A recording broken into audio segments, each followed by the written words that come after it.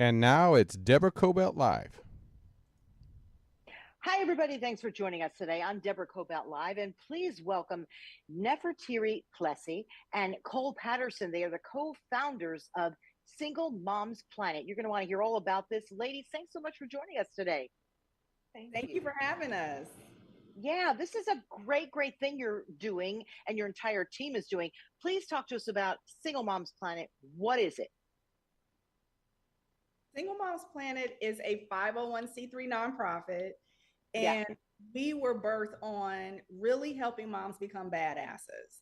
I think a lot of the times in the media, in the press, the way they depict single mothers is like down and out, doesn't have her life together, doesn't have things in order.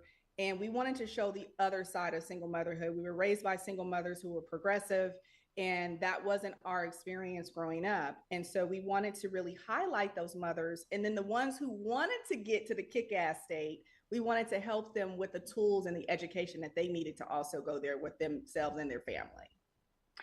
Talk to me, either of you, about how many kids are raised in single parent households in this country, and how many do you help? How many single parents are you helping, single moms are you helping here each year? Because you do a lot of work. We're going to get into that. As of 2022, there's like over 15 million kids that are born to single family households with single mothers. Particularly, Wow. we coach and help over 10,000 members of single mothers. Those are business entrepreneurs, business owners, or whatever it is, as far as like helping them progress and empower them for the support that they need to enhance their self financially on a more stable level for their children and their household. Mm. 15 million. That's a large number of people, right? Let's talk about these women, if you can. Um, are many of them divorced and they're getting some help from the person that they were living with? Are many of their kids perhaps other kids born out of wedlock, poverty? Like, what's the situation In going on with every many of life the we women that have. you help? I think it's a mixed bag, wouldn't you say, Cole? Yeah, it's very mixed. It's not always the baby mama, or Yeah. some are widowed, some are single mother. Divorce is definitely one of them due to whatever reasons that is. But mainly, there's a plethora of different types of single mothers, which basically are some are co-parenting. Neferteri and I are co-parenting with our ex, which are very active in our children's lives. So we wanted to make sure that these type of single mothers or circumstances were being highlighted, as well as empowering single mothers that are business owners and entrepreneurs and experts in their field to help progress that and just help to, I guess, bring a union and merge that to empower the family as a whole with the children. Even Yeah, single because it mothers by choice. There's a lot of women that are single mothers by choice. They're doing in vitro, they're adopting. Even there's many stories that we hear from women who their family members have passed away, maybe their sister or sibling passes away, and they take over raising those children. So, when you see a single mother or how you come about getting to know a single mother, it may not be the traditional way that has been communicated in the press. Yeah, that's important for people to know, because I myself have friends who were single moms and they didn't have a significant other, right? They got to a certain age and they're like, you know what? We're going the in vitro route, and they're raising these kids by themselves. I have another friend, and she was a foster parent and adopted those two children. And you're right, it comes in all different versions and different, different levels. And we have to recognize that and honor that. And I know that for my one friend in particular, who adopted, she's finding her village. And a village like this, I was telling her about it, and she said, Deborah, this would be everything for me. Because single moms also need that village, right? Sometimes they don't have their families around. So, and you're right, different levels. Some people may not have much money. Some people may be on the entrepreneur level and need help. So, talk to me about what you offer and the variety of what you offer to many moms. Our organization is really layered in the educational space. So we have a good Yeah. time and we love to have fun and have brunches and lunches and things like that. But we also want to make sure that the women are like equipped, right? So we do Right. financial literacy And then we also do business development. Our most recent program was the S&P 100, which we do that twice a year. We just wrapped the spring session of the S&P 100. And so right now we're taking applications for the fall S&P 100, which is our business accelerator program. So this is where we help single mothers who are looking to create a business. They have a business already. They want to expand it. They want to have multiple locations. They just want the education. We help them go there. And then look, we make money and we spend money, but how do we actually make the money work for us? And so that's where the financial literacy piece comes into play, right? I really do feel like if my mother was more sound in her financial literacy element while I was growing up, we would have had, more opportunities for us as a family now that I've gotten older. And so we're just looking at, how can we make that impact and really educate the mothers, not just where they are, but where they want to be. You said educate the mothers. Do you also offer educational programs too, right? Can you talk to me about that and who you partner with? Absolutely. We partnered with different organizations over the years. It depends on who's sponsoring. So we may work with a New York Live. We may work with a Baby Ecos type of company, the Boy Scouts of America. It really just depends on, what program we're putting on at that time. But some of our programs go all the way from the first program I would talk about is the business development program. And this is where we help our under-resourced business owners and single mothers. We also go into really shifting the poverty cycle and making sure that the women are educated through our Smart Mommy, Smart Money conferences and our Smart Kids, Smart Money conferences. And then we also make sure that there's affordable childcare. So we have an affordable childcare grant where we are able to support the single mothers who are looking to better themselves. And we always supply, some type of child support, not child support, but like child care support for the mothers when they're physically on site with us. Whether if it's through, partnerships with like nanny care companies or even the Boy Scouts where we're helping them, learn how to kayak, rowboat, go sailing, things of that nature. You talked about Smart Money, that program, and also I think Kids and Money. Could you talk to me a little bit more about that? What is that about? You want to say it, Cole? Yeah, well, so I want to piggyback on something that you had asked, which brings to Smart Money. We didn't understand a lot of things. Had our mothers been more equipped financially or economically to understand the structures of money, we would have been better equipped and had the tools to be to implement them early on. Now we're trying to, because we have those tools later on in our adult year, when we decided, we both come from an entertainment area, which there was community and support needed, because Neferteri and I both were extremely busy. We was having a lot of money, making a lot of money, but because we didn't have the tools to know what to put or investments and how to manage that money properly for a longevity aspect of it, we found a need to help mothers do that. And it comes from the generations before us, our mothers. So as mothers ourselves, we want to make sure we extend that to other mothers so they can prepare their children for that, along with the children being prepared at a very early age as well. So those are a lot of different conferences we do to educate on investments, life insurance, how to delegate business, allocate funds for funding your business, which we both have been able to figure that out, marketing, advertisement, all levels of business when it becomes to even of a business owner or an executive at high profile companies or corporations. Look, a lot of us need this, right? I mean, I know once I got out of school, I was fortunate enough to be the first person, to finish high school and college in my family. And I know nobody taught me about financial literacy, right? I was just out there, but I was fortunate that I was able to get an education and just go out into the world and figure it out, right? A lot of people do not have that. So the fact that you're exposing them to, learn how to invest money when they get their money, is really everything, because ultimately, I know that the goal is so that they can support themselves and their families and not depend on anybody else, right? Yeah, there's power in there's power in independence, and just being also there's benefits of being dependent as well. So the financial part of it is a huge part of what we and having community. I think a big part of who we are is community.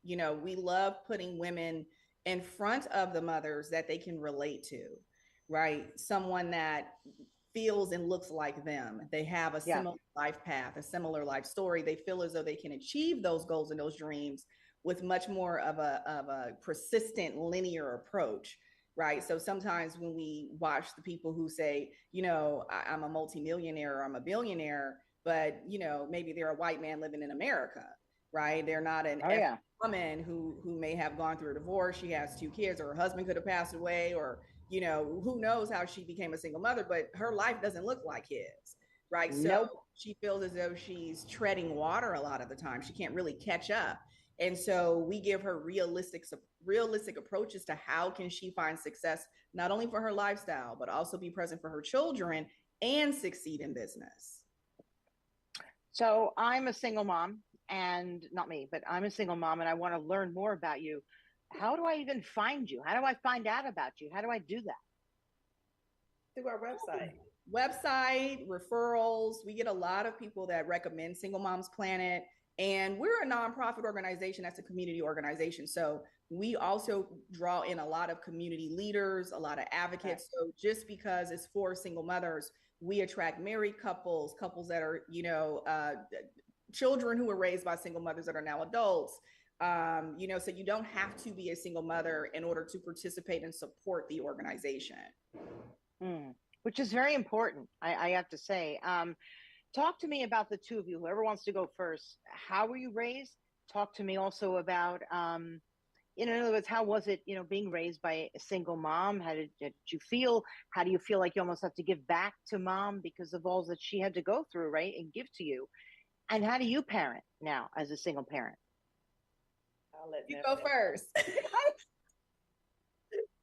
Like, wait a second. I get the feeling this is really good. So go ahead. Go ahead. I was hoping she wouldn't say that, but I'll go first. So sure. Being raised by a single mother, when you're being raised by a single mother, you don't know the obstacles that you're faced as a child. Right. Like, you have no reality to that. So even though we probably live below, you know, a certain economic status, that wasn't known to me until I got out on the world and started being an adult and having different experiences with people that had a more gym lifestyle, that I realized, like, oh, we were poor, or we were, you know, barely making it. But those were never discussions in our household. For my mom, she never complained about money or not having a lack thereof. So my mentality with money is not of such. However, there are certain things that I was not privy to because of that. And I understand that as an adult. As a mom now, a co-parent with my ex, and he's very active in his children's lives. And it's a different mindset, you know, from what I believe my mom had versus what I have now, because we're very progressive and we have so many resources and so many tools to what this looks like as being a single mother and having that community support. Back then, they didn't have that. You know, it was just like we're there or on welfare or barely made or lived in the projects or whatever that was. So even to this day, if I speak to my mom about it, there was really no struggle mentality, but there was a little bit of, you know, you had to wait on certain things, you know, but that's a part of reality that have me a little bit more gracious and appreciative about the things that I'm able to provide for my children. Yeah, that's incredible. How does your mom look at you now? I mean, when she sees all that you do as a single mom, what does she say to you about that? You know what? That's a good question. I'm going to call her and ask her. Yeah. If we have a minute, just go, Mom. So, no, I'm curious, you know, she brags about me a lot. She definitely, you know, my mom is very soft-spoken and she don't really show emotions that much, but she will. I've heard throughout that she's talked about me to people and how proud she is of me. And so one time she will call me and say certain things. I knew you were always special, you know, those sort of things. So it's so funny you said that, because I know growing up, I never really heard too much from my parents, like, oh, great job. And then I go to a relative's house and they're like, oh, your mom always talks about you. I'm like, she does? I didn't think she really even noticed anything. Isn't that a funny thing? So I always make sure that I communicate to my kids whether I think what they're doing is on point or not, or I like to tell them because I didn't hear anything And either, it's and I very didn't grow. important. Yeah, it's very important. I think because I definitely make sure I tell my children now because I wasn't told. Yeah, And I hear it through other people. Yes. yeah. Now, how about you, Neff? How was it for you growing up with a single mom, and where did you grow up too? So I actually grew up in Oakland, California. My mom and my father were in an abusive relationship. I was born in New Orleans. And so my mother actually left with me when I was around 1 or 2 years old from New Orleans Wow. and raised me in Oakland, California. Her father, my grandfather, actually came to get us and brought us to California. My upbringing Wow. was urban. I grew up in Oakland, fast-paced city. I saw a lot, Yeah. all the way from different modalities of, street life, all the way to people making it, right? So Oakland is a hodgepodge of eclectic, beautiful things, but it also brings a reality that sometimes if you're not strong enough, you may get swallowed up by it. So very street smart. I keep my head on a swivel. I see everything, even as an adult. And at the end of the day, I knew that my mom was doing as much as she could. I never really wanted for anything, right? So similar to Right. Cole saying, like, it was almost like in my world, if I wanted to do dance, if I wanted to, I travel with my mom. I even traveled in the summer when I was a kid, and would fly to New Orleans and Boston where we had family. I wouldn't say it was a wealthy experience, but it was a wealthy experience for who I was as a child, right? It was like my experience, and I got to see a lot. My mom sacrificed a lot for me. And at the end Mm. of the day, though, I do know that there was a part of me that always wanted more, right? I could still see the heel side of Oakland. Mm. My mom was in the dental industry, and so I even babysat at periodic times for one of the families that was coming to the office where she was working, and they lived in the hills. And I'm like, how did they do this, right? So it's almost like Yeah. you get out of your environment. It's like, what's happening over here? My environment doesn't look like this. I even thought about knocking on people's doors. What do you do for a living, as a child? Because I'm like, this looks different than how I'm growing up. How do I make sure that this is my life when I grow up? Or how do I make sure that when I have Yeah. Ooh, did she drop out a little bit? that's a big part of what Single Moms Planet is. We want to give the children the access that the mother may not be able to give them access to. But I had a great upbringing with my mother. She did as much as she could. She's a gentle heart, very active. Oh. She's all about self-care and working out. And she's up at 6 in the morning. She was up at 6 in the morning today, walking the dog, So I think I learned a lot about self-care from my mom. She definitely puts herself first when it comes to that. Boy, you both grew up with really strong women because it's really easy to just cave, right? It's so easy to just I can't do this, but they put you guys first. They put their kids first and just said, I got to figure this out. That's really something. So shout out to both your moms. I really, really mean that. That's incredible because look who they raised. Look what you're doing now. I mean, that's really amazing. Tell me, do you both live in LA? Yes. What brought you both here? I think, Entertainment for me. yeah, both for us, for entertainment, brought me here as well. Yes. Yeah, tell our audience about what y'all do, and when you came here, what attracted you to it. Oh, what attracted me to LA was so I've been many places. I was born in Chicago, grew up in Milwaukee, between Chicago and Milwaukee, moved to Atlanta, lived in Miami, then moved to Los Angeles. So what drew me to LA was wanting that something more, to see Yeah, what it was all about. Um, as I didn't mention before, but not that I had a daughter. I was a teenage mom. So hmm prior to my two new kids, I grew up with one of my oldest child. So I moved to LA wow, to pursue my passion. which was filmmaking.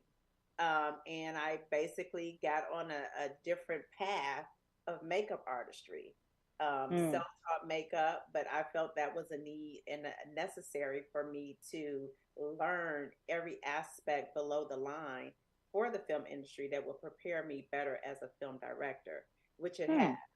So through that process of makeup artistry, Neferteri and I worked together on many projects in Miami.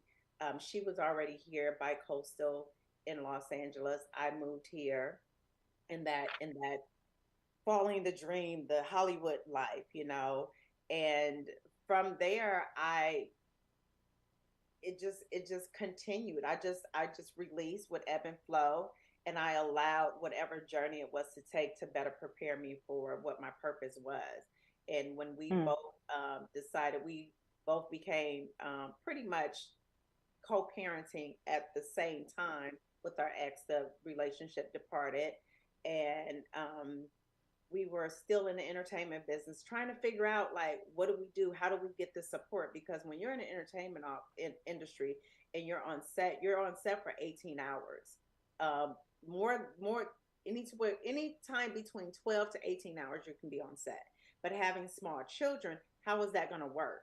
The industry paid well, but how we didn't have a lot of support as far as like babysitters or childcare and so forth. And then my ex, he worked full time.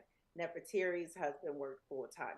So there was different things that were happening for us to figure out how to manage that life. And that's when we just pretty much came together to try to figure out what that looked like from a perspective of business owners beyond the entertainment industry. And wow. Yeah. So this was the birth of Single Moms Planet. Right? I'm going to say Single Moms Parent, Single Moms Planet, right? That was the birth of it, right? Because of what you two were going through and your work, Neferteri. Would you tell our audience what you were doing as well in entertainment for those who don't know? Really similar to what Cole was just saying. So I come from TV hosting, modeling, some acting as well. Definitely lots of modeling. So that was mainly even how I met Cole, is in Miami. I was living in Miami. I was also periodically living in New York and then also Los Angeles at the same time. So I moved around a lot, just doing catalog work, photo shoots, television hosting, visiting a lot of different places and seeing a lot of beautiful experiences. And at the same time, I always knew I wanted to have a family, and I wanted to have a family younger. Like in my head, I was like, I want to have, you have like your list of things that you want to have happen. And I wanted to be a young mom. And thank God, because now they're a little bit older and I feel like I have a whole nother life. That's a whole nother conversation, but it's like I have a double life now. And just being on, like Cole was saying, even when that transition happened after I had my first son, I had children because I wanted to raise my children. I didn't want them to be in a childcare facility, potentially probably screaming and catching colds every 5 days. Right. And I wanted to be with my children. So I made some sacrifices. The modeling jobs that, clients that just were naturally used to working with me over the years, they would direct book me. I wasn't really available to go on a lot of castings at that point. And so, even my agent at that time, who was my agent for years, she even has watched my child for me while I went to a casting, just because I was like, I don't have childcare. I don't have that for my child. And she's like, oh, just bring them to me, So it was like 6 months old. And she's like, go, you look amazing. Go to the casting, So that's a lot. It is. That is a lot. It's a family affair, Yeah, and it's a village affair. I mean, I really do believe that. Again, I'm not a single mom, it's myself and my husband, but I even had a tough time, and I had a partner, and he's very helpful, especially when they were really little.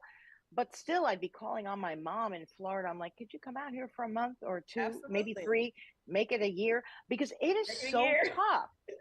No, because when we don't have family around and you don't have a partner necessarily who's living either with you or right nearby, that's hard, people. So I like how you said your agent reached out and said, I'll watch the kid.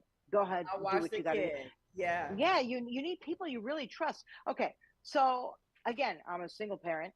and I'm going on a job interview. What are some of the questions? Because I think like you've narrowed it down, right? That you must ask for when you go on a job interview. Oh, I would say flexibility. Oh my gosh, come in the door letting people know. The first, after I have two little boys.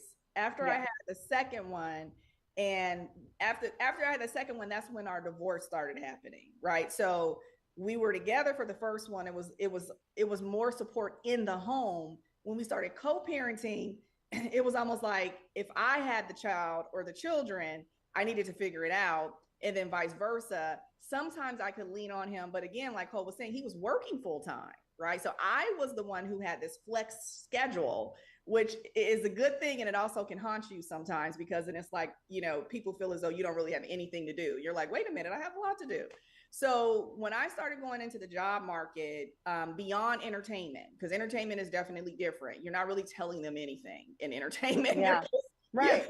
You got to show up and do your job and figure it out. They don't care if your mama died last night. I mean, straight up, they're like, that has nothing to do with us. We just pay for this set. You need to be here.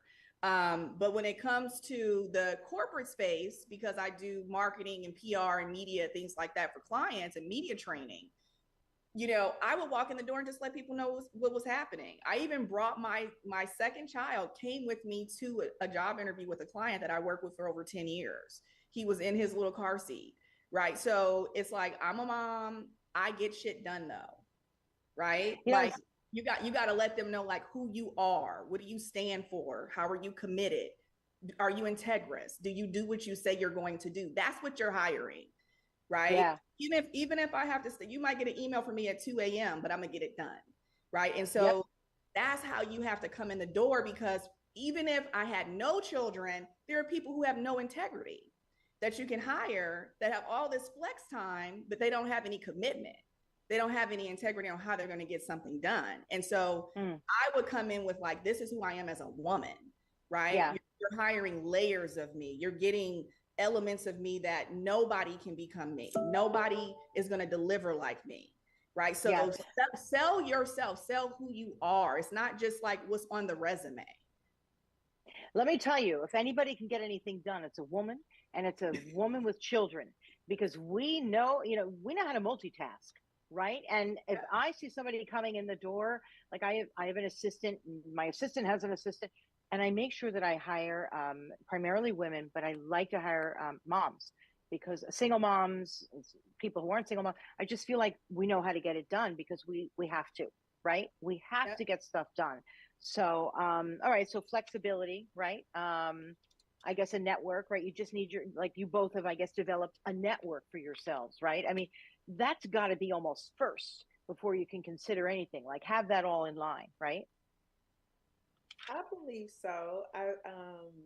Having a network, and it takes a time to build that network. Yes, that you want the network to be dependable and reliable.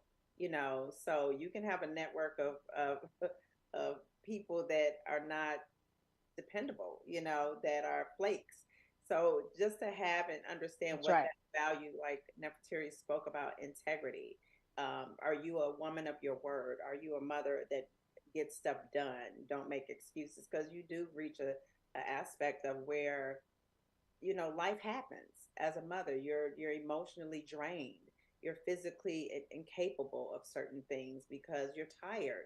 Those are things that come up, and being realistic about that. However, it almost seems that because we are so used to getting it done, and we have an automatic doing, that most of the responsibility lays on a woman anyway, when you have children, even if you're married or not. So it's always your responsibility to figure stuff out with or without the co-parent or the husband.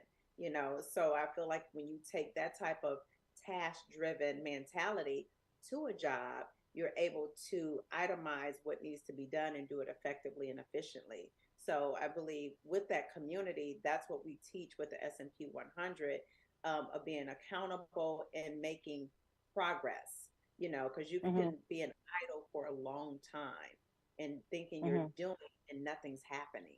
So those are some of the things that we highlight with the S&P Accelerated 100. We, with some of our financial literacy programs, we make sure we have these real time, real-ish conversations with mothers and women of business. Mm-hmm. And you also talk to women about childcare. That's a big part of what you do as well, right? There's childcare, there's financial literacy, there's, to educate people about the types of work that's out there. In other words, you kind of have the gamut, as we said earlier on in our interview, right? Women come from different places. Some may be more in, a poverty situation and really looking to lift themselves up and educate. Others are looking, they're entrepreneurs already and they're single parents, right? So you sort of, it's really varied, correct? So do you also offer courses online? Most of our courses are online. That's so everything. Our national presence, right? So we do content in person, conferences and things like that. But the S&P 100, for instance, is a national program. Right. So any woman that's in U.S. based can participate. And we even took in women that were global, but they just don't qualify for the U.S. based grants, the business grants. I see. Mm-hmm. I didn't actually realize that. So it's everywhere. It's not just here. It's everywhere. It's everywhere. Absolutely. Yeah. That's incredible. Anything you want to tell our audience before we leave? If you want to sum up everything that you do, any upcoming events that are happening? I know that you got one, I think in September, that we'd like to push, closer to September. But if you tell us about it now, we'll make sure that we repeat and tell everybody about it then. You want to talk about the event called the Small Business Initiative? So basically, we're doing a Small Business Initiative, which actually is a hub of small business, women-owned single mother businesses that we will be highlighting as vendors to get an opportunity to service and produce their products in a network of audience and guests and attendees.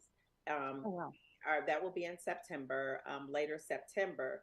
But one thing that event came about is because Neferteri and I are highly involved in financial literacy and economic growth and changing generational, the legacy of generational wealth. We believe that this is important to actually help support one another and see if you can do some cross marketing and some networking with other companies as well. So this will give that opportunity for women-owned, single mother, women-owned businesses to have this at their forefront. And we need more female-owned and single mom female-owned businesses. That is a big one, because I know in Hollywood here, right? We're all in entertainment. There's not enough of that. I believe I don't know the percentage, it's pretty low of female directors.